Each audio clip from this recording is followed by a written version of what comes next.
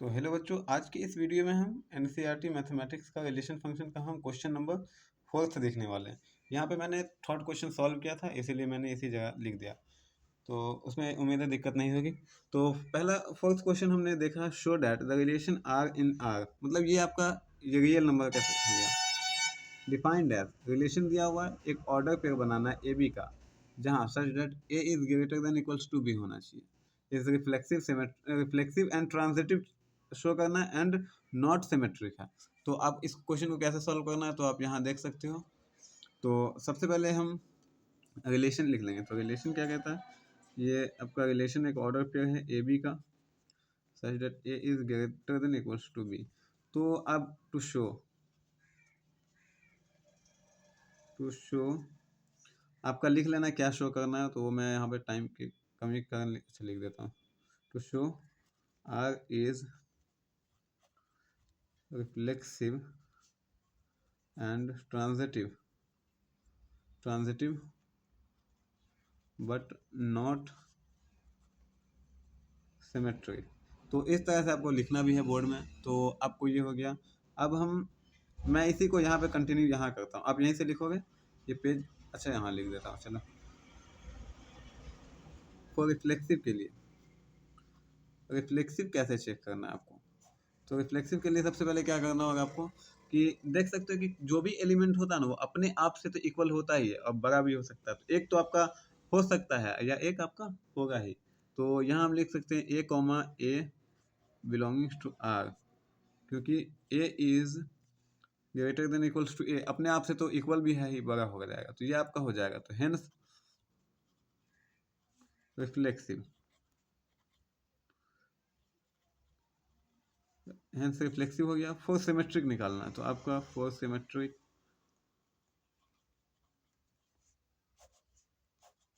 For symmetric के लिए क्या करना है आपको, जैसे लेट्स हमने ले लिया एक A comma B belongings to R ले लिया। तो यहाँ आप देख सकते हो यानी कि A is greater than equals to B हो गया। बट बी कॉमा ए आपका बिलोंग करेगा कि नहीं वो आप कैसे पता लगाओगे। जब बी लेंगे तो आप देख सकते हो कि B is greater than equals to A. यहाँ तो A is greater than equals to B था, यानी कि क्या हुआ आपका कि ए जो है वो आपका बी के इक्वल भी हो सकता है और बी से आपका वो बी मतलब इसमें बड़ा भी हो सकता है। लेकिन यहाँ बी छोटा हो जाता है तो ये तो फेल कर जाएगा आपका, क्योंकि इक्वल तो हो जाएगा बट ये वाला तो एकदम रॉन्ग हो जाएगा। क्योंकि जब ए कॉमा बी है ना तो उसकी वैल्यू हो गया कि ए की जो आपकी वैल्यू होगी ना वो हो गई, यहाँ ये ऐसी ऑप्शनल है आप लिखोगे नहीं।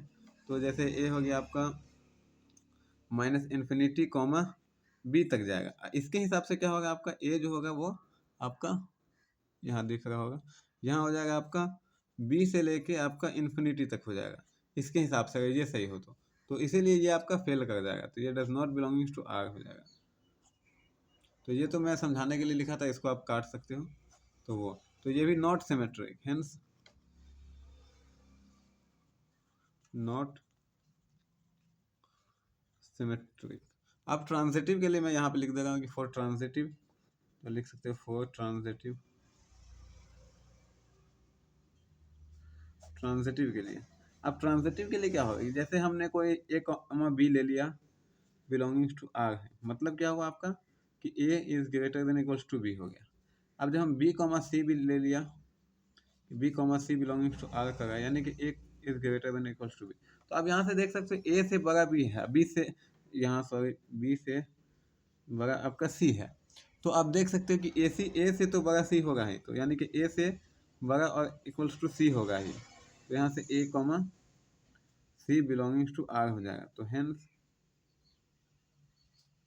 Transitive, transitive. तो लिख देना कि देयरफॉर यहाँ हो जाएगा आपका कि ये क्या बोलते हैं, relation is reflexive and transitive but not symmetric, hence proved, वहाँ पे लिख सकते हो आप। तो ये हो जाएगा आपको आर इज